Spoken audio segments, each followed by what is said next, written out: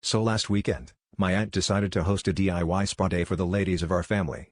She's always been the crafty type, which is how we all ended up sitting in her living room, each with a mismatched towel on our heads, sipping cucumber water that tasted suspiciously like actual cucumbers floating in tap water. The intrigue started when she announced, with far too much enthusiasm, that she'd made all-natural mud masks from scratch.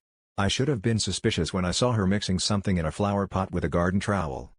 We each got a generous dollop of the mask, which was much grittier than anything I've ever put on my face.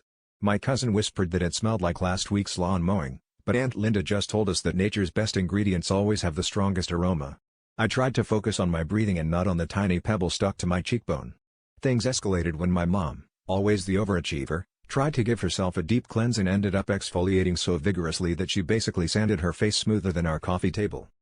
The real fun began when Aunt Linda suggested we let the masks dry naturally in the sun. So there we were, a bunch of women with dirt-caked faces, sitting on the porch while the neighbors walked by and waved. My sister sneezed and her mask flaked off in a cloud of dust, which set off a chain reaction of coughing and laughter. My grandma, ever the pragmatist, asked if this counted as gardening for her step count app. It wasn't until my aunt started a second batch and reached for the Miracle-Gro that we realized her secret recipe was just straight-up garden soil. She shrugged and said, "Well, if it's good for the hydrangeas, it's good for your pores." I don't know about my pores, but I can say for sure the only thing that got exfoliated that day was our patience, and maybe, just maybe, the top layer of our dignity.